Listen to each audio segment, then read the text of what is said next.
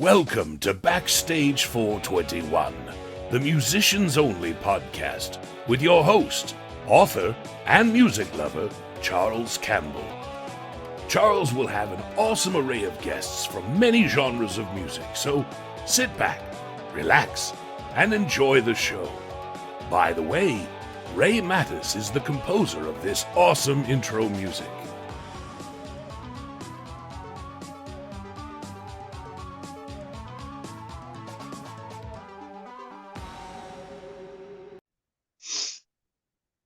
Hello, everyone. Welcome to another episode of Backstage 421, the Musicians Only podcast. And today I have two very special guests.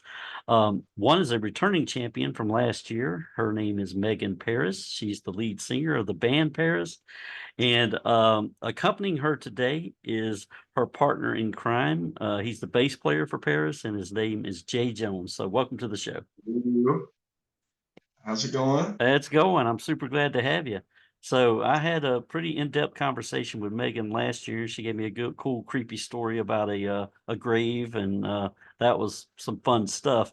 And she talked about you quite a bit, Jay. So I want to get your background a little bit for our audience. Kind of let our audience know who you are and a little bit about your musical background. Then we'll get into some more discussion. Okay. Well, I'm from Georgia originally. I'm a Georgia Bulldog fan.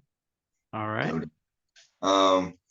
So moved to Alabama in the 80s and loved baseball and everything, but eventually started playing music, and I couldn't get away from it, and love to play. And I've been in a few bands over the years, nothing big. I think we could have made it big. I was in an originals band back in the 90s, but we just couldn't we didn't know what we were doing. We wrote great music, but we didn't know what we were doing, and we didn't know what to do with it. We would play at Brothers almost every Thursday night, which was the big night at Brothers, but in Jacksonville, Alabama, you're just not going to go very far playing there. So, we didn't know what to do.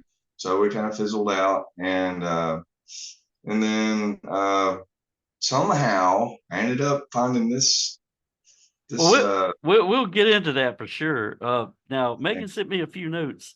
And one of the things I do want to ask you about, because I like the name of the band, is she sent me kind of a little mini bio. You were in a band in the 90s called Mad Alice. Yeah, well, that was the originals band that I was talking about. It morphed into a band called Grunge Monkey, and that was actually the originals band. And we were hitting right around the time of grunge and the Seattle thing, and I don't know why we named it that, but I like the name. I like the name. Well, Megan, I'm going to shift over to you for a second. Now, we had a good lengthy discussion last year, kind of bring our audience up to speed on what you've been up to lately. I know the band's been picking up steam, and you guys been, getting busier, and I see a couple dates you have coming up. Kind of fill us in on what you've been working on, what you've been doing since the last time I spoke with you. We've been working on some new music and getting things just kind of rolling, and we actually have a new drummer. Barry left us. Barry was with us for 5 years, and he has officially left us, and we just made the announcement Sunday that our new drummer will be at the show Saturday. His name is Kevin Barton. He's from McCalla, Alabama, and he's a tree guy, but his stage name is Steve Prairie.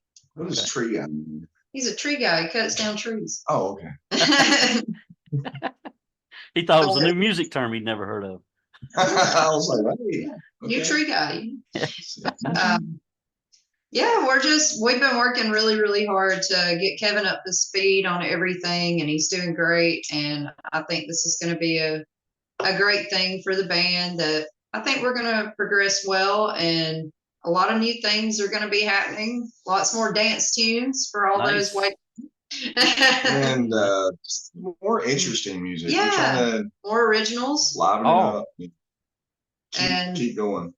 We definitely want to add more Rob Zombie. And Oh, nice.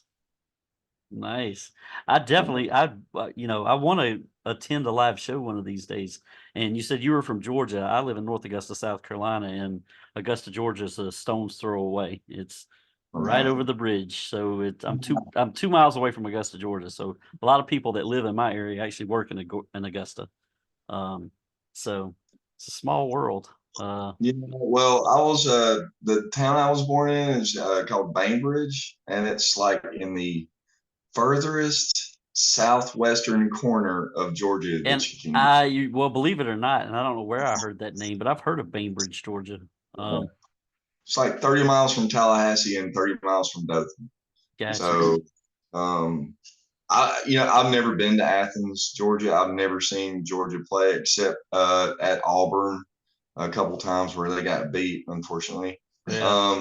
But I'm still a Georgia Bulldogs fan. It's like you can't help it. Well, they've more than made up for it. Back-to-back national championships. Yeah, that was pretty cool. Yeah. I feel like we got a little shorted this year, but it's all right. Yeah, well, and they're not going anywhere. I can get on a tangent about the college football playoff system, but it's gonna be expanded next year, so maybe we'll get a little better results. But yeah, I live in North Augusta, South Carolina, and ever since I was a little boy, I've been rolling with the Clemson Tigers. So they've been not as well the last couple of years, but before that, they were doing all right. Anybody that's knocking off Alabama, I'm for. I'm talking about the Crimson Tide. She's rolling her eyes. I'm a JSU fan. You what? I'm a JSU fan. She likes the Cocks. I got you. Gamecocks. Yeah, which is funny. South Carolina's a Gamecock, but yeah. I hear it's JSU. Well, that's the big rivalry here is Clemson and Carolina, and it hasn't been much of one over the last 10 years, but they did beat us last year.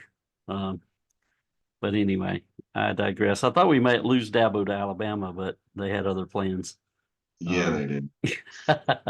I mean, that ship sailed a few years ago, I think. Yeah. Well, Dabo built his own thing here. But anyway, Jay, let's get back to you. Now, I asked Megan a bunch of questions about her influences when she was on last year. I want to ask you the same question. What were some of your musical influences growing up? Who did you gravitate toward when you were getting into music and learning how to play music? When I was a kid, I loved Johnny Cash and Glenn Campbell and all those cats. And my family, my mom's side of the family was very musical. So listening to them sing and in the kitchen, they were sisters and they were just harmonized effortlessly. And my granddaddy, could play guitar amazingly well for someone who did not give an ounce of care for it. He didn't care. He amazing. He was a genius, really, in a lot of ways, and he didn't care about it. But he picked that thing up and just bust out all kinds of crazy songs. And I always thought that was amazing. So when I was around 15 or whatever, I'm already listening to Motley Crue and Kiss and Zeppelin and all that stuff. And I was like, this is what I want to do, I think, and there's an old acoustic around, and I started beating on it, and then I talked my parents into getting me an electric, and it was on. I mean, within months, I was starting bands and stuff and converting our barn into a practice space. And that's drums, and learning how to play drums or trying to, it was terrible, but it's like that was what I was going to do. And from that moment on, I lost interest in baseball. I lost interest in a lot of things that I'd liked because it replaced it. I was actually a better musician, or I thought I would be, than a baseball player, which is true. Yeah. Well, 11, 150, you're just not going to go very far in baseball. Well, you said one of your influences, Johnny Cash. I was a big Johnny Cash fan growing up too. I think we're kind of close in age. I'll be 55 at the end of the month. Not sure how old you are, but about a year or so. Yeah. So we're in the same ballpark. So we listen to the same stuff. So when you talk about Motley Crue, hair bands, I was all into that stuff too. I mean, Rhinestone Cowboy, when I was a kid, was probably my most favorite song ever. And you know, back in the day, they had actual jukeboxes and instruments, you know, and I would always make my folks give me money so I could go play it on the jukebox. You know, I love the song. It's crazy. Stacked them up with 45s. Hell yeah, that's right. Actual records. Now, Megan, like I said, I had you on, talked to you at length last year. Not everyone has seen that episode. So what I want you to do is kind of recap your history in music a little bit. Kind of, we'll be rehashing a little bit of stuff, but for the new audience, for the new listeners, kind of, you know, give them an idea of your background and how you got into music. I guess just growing up, my family was talented as well. My cousin Drew, he plays piano. All the grandkids could play, and we learned from my grandparents. They had a gospel group and a bluegrass gospel thing, or as they would call Southern Baptist. That's right. Have to break out the Southern Belle every now and then, but and I would sing in church with my granny, and I would watch her play guitar, and I also watched my dad over the years play guitar, and I just picked up his guitar, which I knew I wasn't supposed to do. And I sat down and started playing. My dad come in from work and he heard me, and I thought I was in trouble. And he was like, "No, you're doing a great job. Keep at it." He was like, "Let me show you something else." And I was like, "Okay." Nice. Well, it's good that you gravitated toward it and you were kind of teaching yourself until he stepped in. I did sports and played music.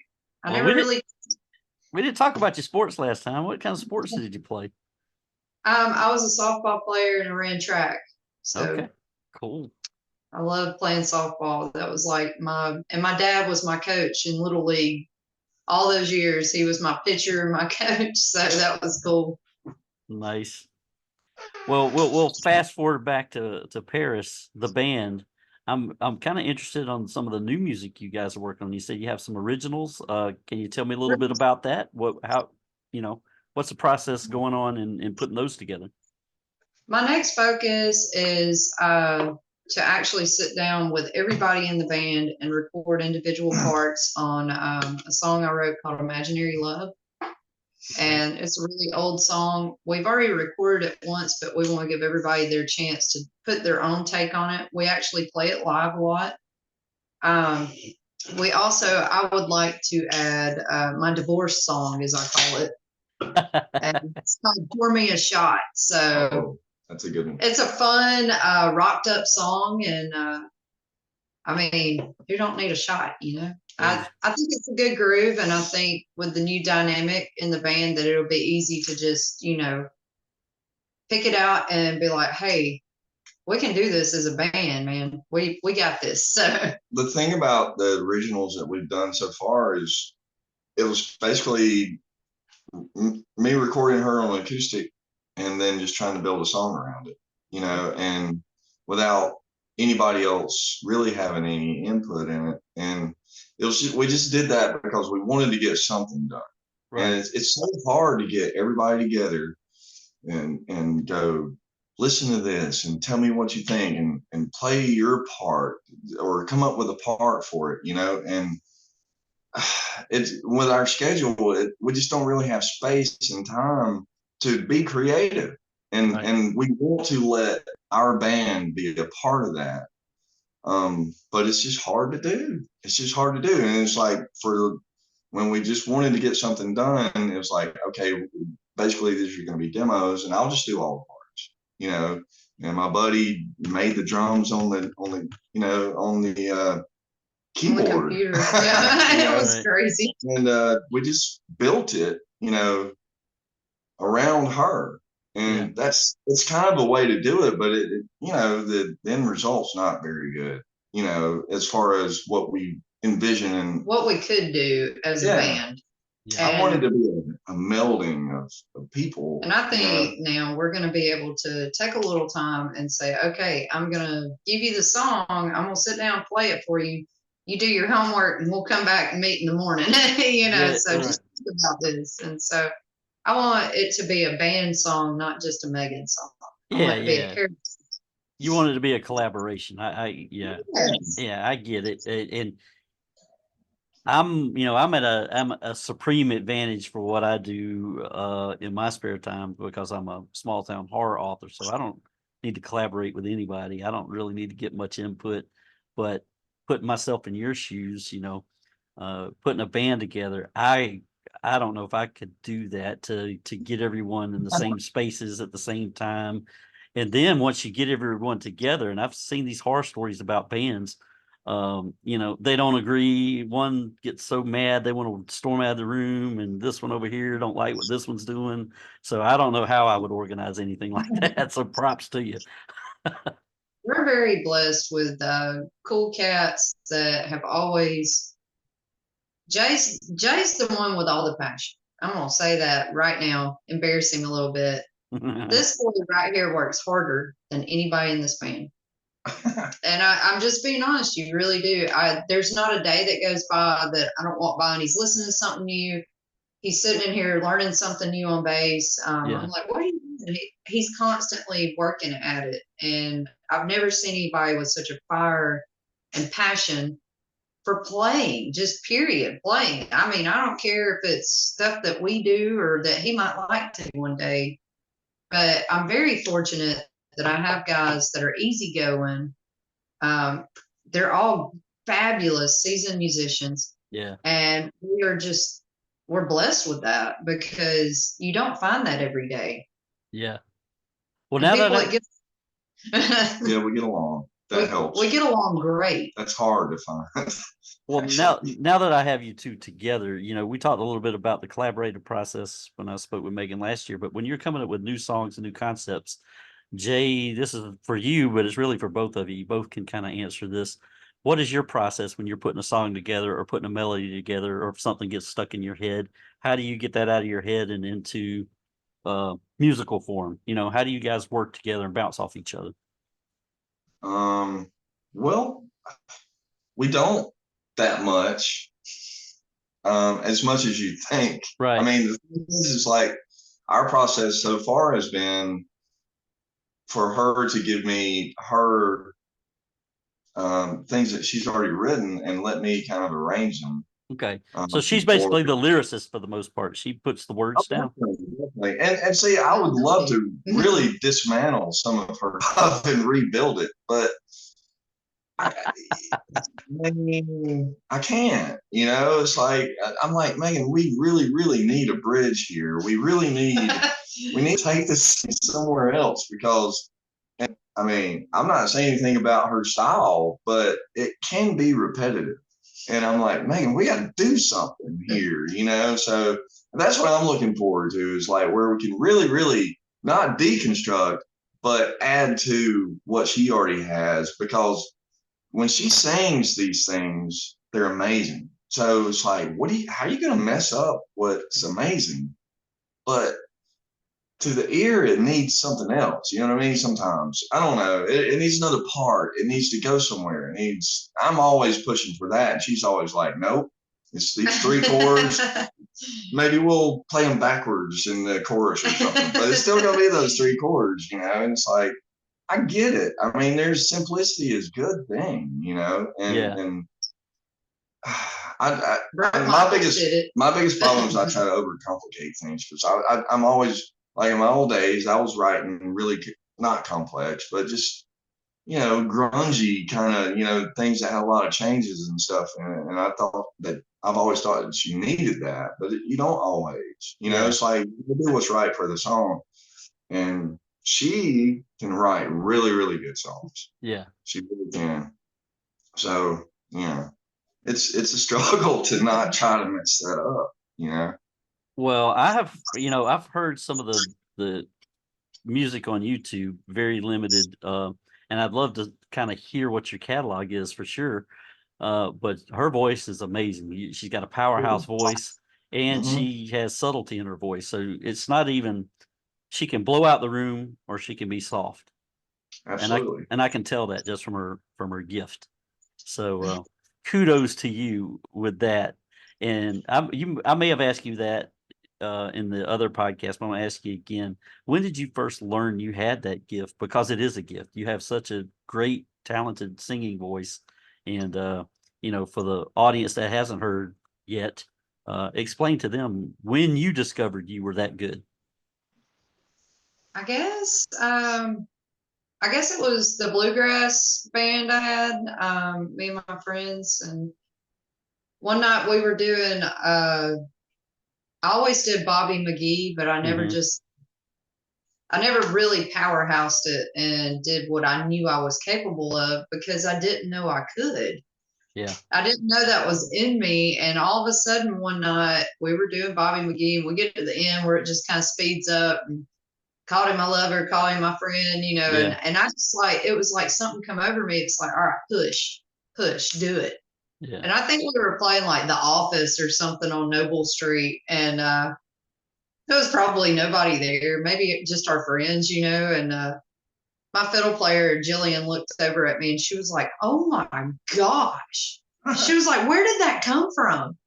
I said, I don't know. It just come out. And she was like, well, do it again. Exactly. She was like, sympathy for the devil like that. And I was like, okay. And we're doing all these crazy, like rocked up bluegrass songs. Like, we'll take a rock song and we called it rock grass. We just joked, and did something different. And oh, wow. Figuring it out. And I was like, okay, I've got a good voice other than just the meek and mild little girl voice that I thought I would always have. Yeah, well, I think you're selling yourself a little short. It's better than good. It's not just a good voice. It's a great voice. It really is. And it's like when we started the band, I was like, Megan, if the right person were to hear you, they're going to take you away. And they're going to leave us all here. They're not going to want us. They're going to want you. And obviously, the right person hasn't heard, or the stars haven't aligned or whatever. But, I'm glad I still get to keep her. Yeah. Well, one of these days, and you mentioned rock grass, and I wasn't even you jogged something in my brain. I wasn't even going to bring this up, but I'm a huge fan. And if you guys have never heard of this band, go check them out. They're called Gangsta Grass, and they combine. Did I tell you about that in the last one? They combine hip hop and bluegrass, and they do a really good job at it. I mean, they have a legit bluegrass band with bluegrass singers, and then they got a couple of rappers. And I'm like, you would never think those would go together, but it works. It works. You remember the from back in the 90s, the Gourds? Yeah. They did Gin and Juice. Oh yeah. Like a it was hip hop version of Gin and Juice. Yep. That's my favorite version of that song. Yeah, I do. Somebody did. Was it the Alien Ant Farm? I'm hard being smooth B-O-W-D. Somehow, some way. And a funky ass shit. No, okay. I was thinking of another group that did a song like that. It was Alien Ant Farm. It was one of those Michael Jackson songs, Smooth Criminal. Yeah, they did that with that. Now what I want to know, and some of your fans may want to know, how did you two get together? Where did you meet? How did you form this musical connection? Did you not already tell them? I don't think I did. I don't think so. And if she did, this is, we could say it again because more people are listening. So there used to be this band called Still Legacy.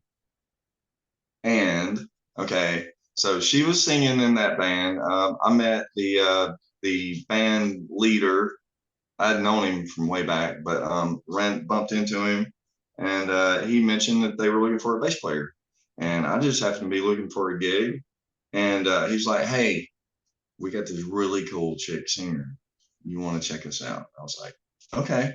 So I did. So he sent me all these songs and everything, and I learned everything. And go to practice. They're like, go to or not your audition. My audition. I'm there. What's that town where Doc lives? Out in the middle of nowhere. Ashland, Alabama, and I'm out there. I've already gone in. I've set my gear up and everything, and I'm just sitting out there. And then all of a sudden, this Mustang rolls up through the grass, and parks up there next to the building. And this chick gets out, and I'm like, holy cow. I've never seen her before. Right. I had no idea what to expect. And she gets out of that dang Mustang with a solo cup full of liquor or something and walks up and gives it to the drummers like, here, drink some of this. And then walks past me, and I'm like, dang, okay. And she's in there. So then we play, and I'm just thinking, I've got to, if I'm going to get this gig and get this thing, I've got to impress her. So I basically played to her the whole time. Ah, nice. And at the end, she said, can we keep him? That was my exact words. He brought so much energy to that audition. We call him Thumper because he bounces. Yeah.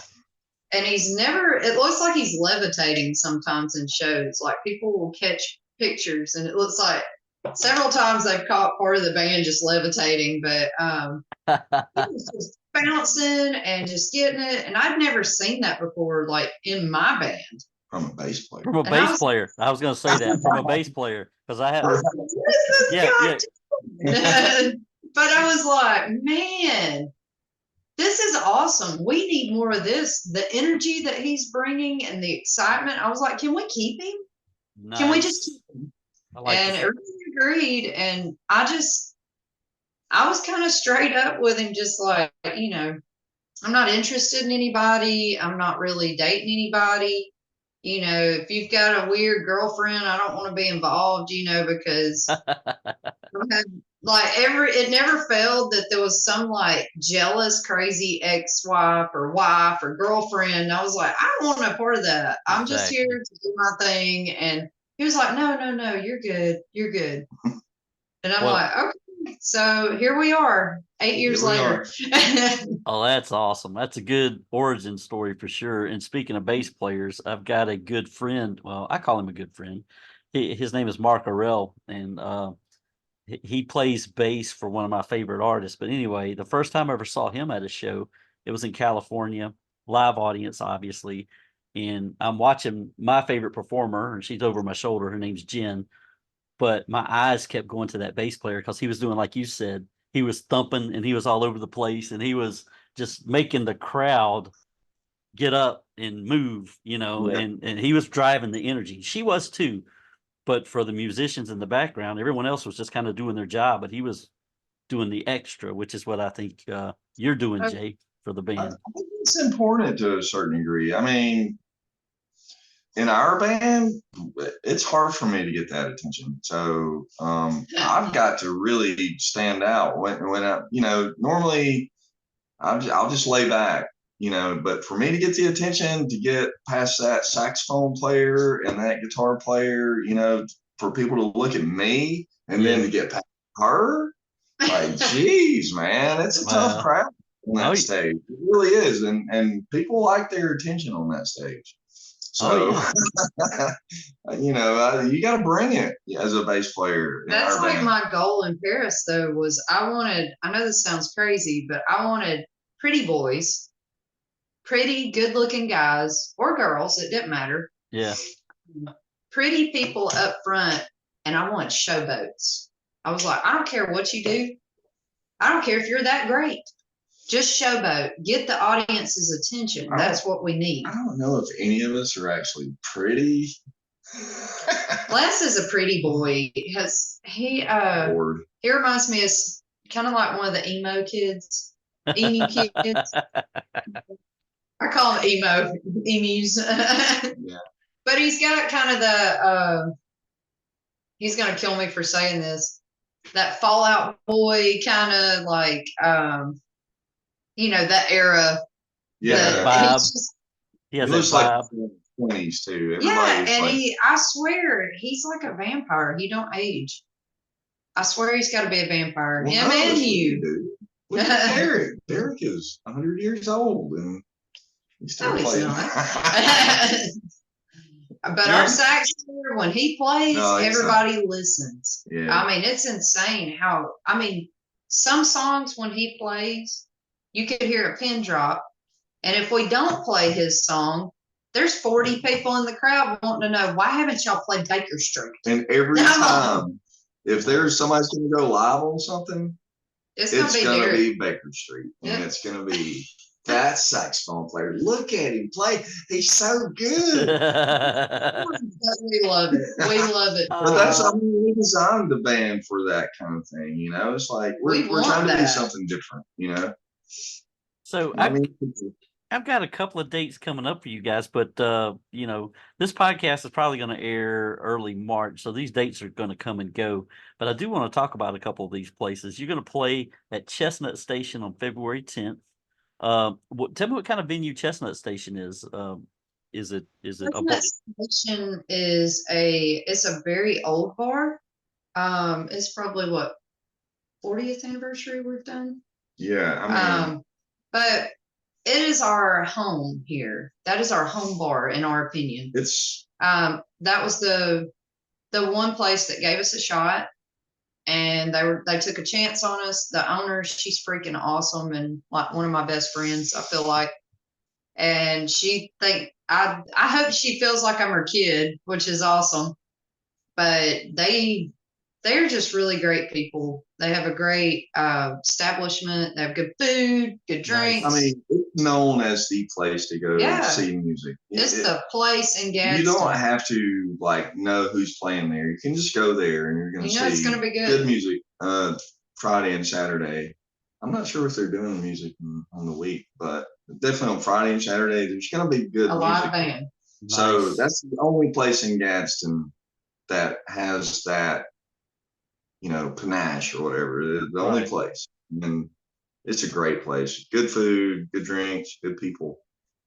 And good stage. Good steak. You got my eyes up. Good steak. Yeah. So you have another date, and it looks like we got a birthday boy coming up. Brian's birthday bash. So we're doing that on February 17th at the Mill. So who is Brian? Brian is one of the owners. Okay. It's a husband and wife that own it, Dee and Brian. And Brian is what I call my side trick. And his wife's mom. But they took us in. We tried to get a gig there, and I hooked up with a friend, Clay Dupree. He's another drummer in other bands. And I hooked up with him, and he got me in with the Mill. And they took a chance on us. They'd never heard us, took a chance on us, and they took us in like we belonged to them. And that is our home away from home. We love our Mill family. Like we miss when we haven't been there in like 2 months. We can't wait to go back. We're just like, God, I miss the Mill. That's our family, man. Yeah. We really have a better following in Bessemer, Alabama than we do anywhere around here. Hueytown. I'm sorry. The home of Davey Allison, I guess. But that kind of segues into my next question. For any upcoming shows, are you planning on branching out? Are you getting outside the area at all? Just curious. Book us. Yeah. I mean, we really are. I mean, but it's hard. It's hard to get out of the state. It's hard to get into new places. Nobody wants to pay. Yeah. We can't drive 6 hours for free, Yeah. No, I get that for sure. And I don't know how far away you are from Augusta, Georgia, but there is and this is cool. This is super cool. We have a record store owner in downtown Augusta, and he owns Gransky's Records. Evan, shout out to you, sir. And he has this beautiful record store. You can go in and find vintage records. You can find new records. Everything is so cool. But he set up a stage in the back of the store, and he actually has bands coming through, and they play in the record store after hours, and it's standing room only. He packs that place out. But yeah, I don't know if you ever get to Augusta, Georgia, but that's a place where that would be cool. Yeah. Shout out again to Evan, and he's gotten some pretty big names come through there. This is more the hip hop world, but he gets all genres. So he gets country, metal. It doesn't matter. But he had like the 69 boys in there. I don't know if you remember them from the 90s, but they had a couple of hits for what they were, and he's had some really good bands come through there. But anyway, I digress. I do want you to get booked. I want you to get booked wherever you can get booked. I'd love to see a show one day, because if we can work up our original stuff and get our originals more going. I mean, that's the kind of thing that I would feel like we would really enjoy doing. That it's like, but we're a party band, yeah. And those kind of places love them, but they don't really want a party band. You know what I mean? People dancing, knocking stuff over. Serious music, kind of. You know what I mean? It's like, yeah. We do a little acoustic thing called Jaygan. Yeah. That's more intimate. So that's interesting. Very interesting. It's fun. And I hate playing acoustic guitar, so just we've got a bunch of shows coming up. We've got the Piedmont Theater. It's a private party in Gadsden. We've got Easy Street in Center, Alabama. It's March 23rd. One of my favorite places to play. And that's our birthday weekend. There's 3 of us that have March birthdays back to back. Oh, nice. And so March 23rd is the Parris birthday party at Easy Street. So that's fun. Well, make sure you send me those dates, and I'll put them all in the notes below in the podcast so people can see where you're playing. Like I said, yours is going to air probably around the first week in March. But these 2 dates that you have coming up are going to be passed. But I did want to mention those places for sure. You have original music. You're working on original music, and I know you said you do a lot of party stuff. But are there any plans, or have you done any stream uploads, or where people can download your stuff and pay for it by chance? We have not. Okay. Is that something? I mean, is that something that you would like to do in the future? I'd love to hear your music, your original stuff. I'd click on iTunes or Spotify and listen to you in a heartbeat. I just feel like we should offer a product, worth, we're not there yet. Yeah. And I hate it. We should be. But real life is big. It gets in the way so much. Yeah. And, real jobs and actually being tired is a real thing. I get it. I'm 55. I have a real job, and this last job I got is going to be my probably the last job I ever have, because it's a work from home job. I got a dog, and it gives me time to write and do podcasts and stuff like that. But we raised 2 kids.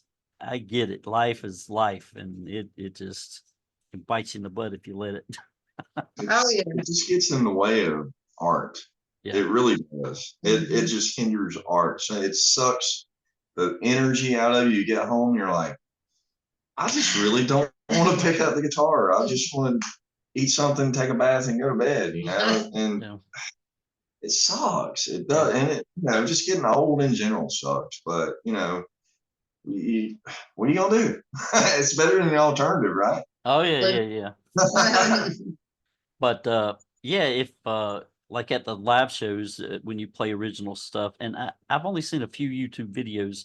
I encourage the fans of Parris, the band, and if you guys are okay with it, I encourage them to record that stuff and put it up so people can see and listen to your music.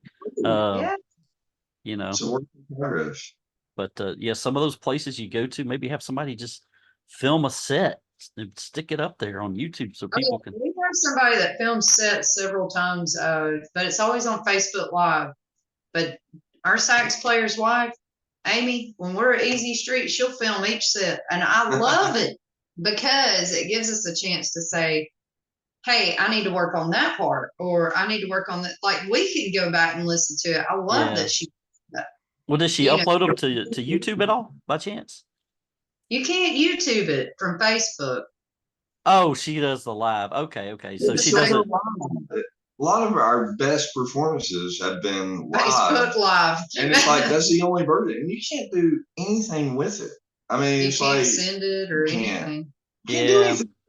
Well, a lot of people, and a friend of mine does this at a lot of concerts, and I talked to my favorite artist about it and make sure she was okay with it. But a lot of people just film them and upload them to YouTube and then share it so people can discover the artist. So maybe you have a plant in the audience next time and just have them film 2 or 3, 4 songs and stick them up on YouTube. And I'd share the hell out of it. There we go. Thanks, Yeah, buddy. yeah. Because Well, I shared Backstage 421 with a lot of people you today. did, and I started getting, likes and subscribers, and I'm glad you said that because I'm like, where the hell these people come from? And that was awesome. We support small business. Clearly not savvy enough in how we marketed them ourselves and everything. I mean, we're still learning. We don't know a lot of this stuff, and like you were talking about getting out and playing other places. A lot of those places are about who you know.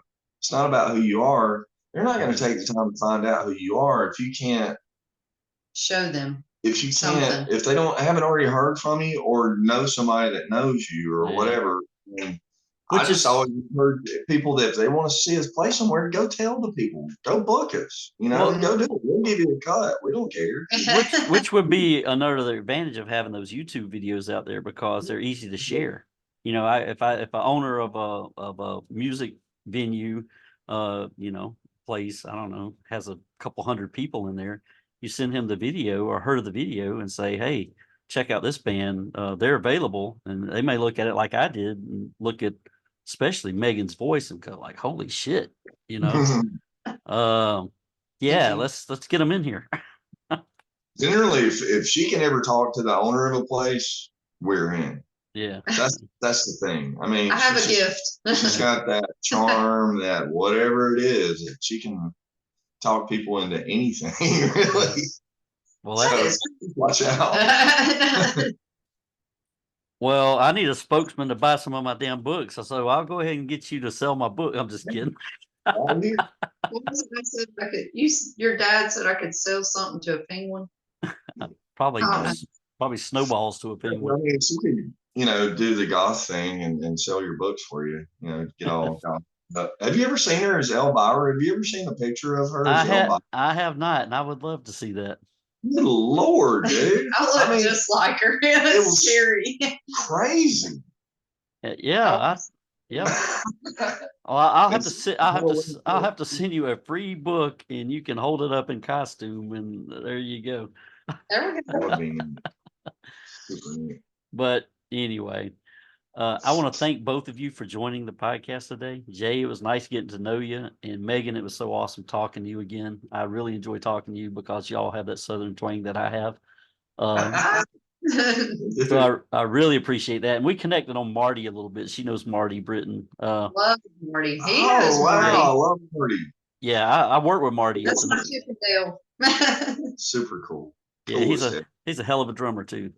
Well, that's what we wanted, but we couldn't get him to. I tried to talk him in. I told him, I said, look, I'll set you up a place in the pasture, bring the goats. And I've just decided, I said, there's no other option. You're going to have to move here. He has subbed for us on several occasions. And we love having drive all the way from South Carolina to play a show with us. He's the real deal on those drums. He's the real deal. I mean, never practiced with him, just like send him the songs and he shows up and plays them perfectly. Amazing. He's really good. And he's family, whether he likes it or not. Love that guy. Love him so much. And I wanted him to be our drummer so bad. That's a long drive. The only way, like you said, Megan, the only way it would work was if he actually lived there, or if you guys picked up and moved us to Augusta. But but he's something else. I worked with him at the newspaper. He was at the Augusta Chronicle at the same time I was. So he was doing some graphic design work, and I was doing some production work, and we became friends there. And I had him on the podcast last year under Bad Boy Drums. So yeah, he's a good dude. Nicest, sweetest, coolest person on the planet, as far as I'm concerned. And sincere. He really is. Yeah, he's a good dude. I like him a lot. He's not even shady like most musicians. No, not shady at all. It's weird. It's scary. Yeah, I've got quite a few stories about Marty that I could fill a podcast up probably, but I don't want to do that. I will say my last day at the Chronicle when I took a new job, Marty kind of reported to me, and I had a project due that at that time I really didn't care about because I was leaving anyway, and but he took the initiative and finished it and gave it to me and said, "Here you go." I was like, "Really? You finished it?" He was like, "Yeah, you had to do it," and I was like, "That's the kind of guy he is." He makes sure the job is done, whether you care if it's done or not. But anyway, it was nice talking to you guys. If you want to promote anything, Megan, send me that list of dates and places you're going, and I'll put it in the liner notes below. But I'm going to leave you with the last word before I sign off. If you want to promote anything upcoming, or if you want to talk about where people can find you, I'm going to be quiet and let you do that. Tell them What? where people can find us. On Facebook. Facebook.com. Not your home address. Yeah, Facebook.com/ParrisFan, and then on YouTube it's gosh, I don't even know what ask the dang me. link. Yeah. We also have Parris Band on Instagram, Parris Band, all one word. We do the YouTube. You can look up Parris Band on YouTube. We actually have a Parris page on YouTube. You can follow it. I post all the dates on Facebook, all the events we're going to be at coming near you. Check us out on Facebook. Like I said, that's your best way to find us and get in touch with us and send us a message. And thank you so much for having us. You're very welcome. We love talking to you. I love talking to y'all. And I have the YouTube channel. I'm subscribed to it, so I'll make sure that link is in the notes below, as well as the Facebook links. And my audience, if any of you are at their shows and you have your phones out, record a couple of songs. You don't have to record the whole set, but record something you can post and we can share so other people can. Oh my God. Yeah, we're moving it up to Maneater now. You got to record Maneater. Can we see Baker Street? Oh, we love it though. We love that Derek has fun because now we get to laugh at the end. We're like, just keep going till he runs out of breath. Nice. The new drummer's like, seriously? He doesn't. He's not fully acclimated yet. He'll get the.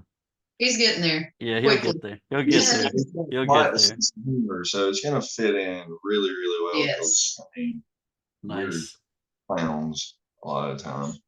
Well, I am a small town horror author. My name's Charles Campbell. My latest book is called The Piano Witch. You can find it at valleyboypublications.com. You can find me on Instagram under Charles Campbell Author. We have a Backstage 421, the Musicians Only Podcast Facebook page. If you go to the website, valleyboypublications.com, all of my social media links are at the bottom of the page. So I don't know why I just described all that. You could just go to the website. But anyway, it was great having you guys. Thank you so much, Megan. It was nice meeting you, Jay. Yes, sir. And that'll do it for this week's episode of Backstage 421, the Musicians Only Podcast. We'll catch you next time. Bye. Whoop, whoop.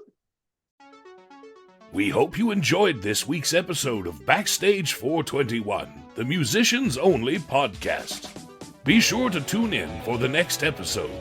Please like and subscribe wherever you get your podcasts. Listener support links can be found below. Thank you for your support.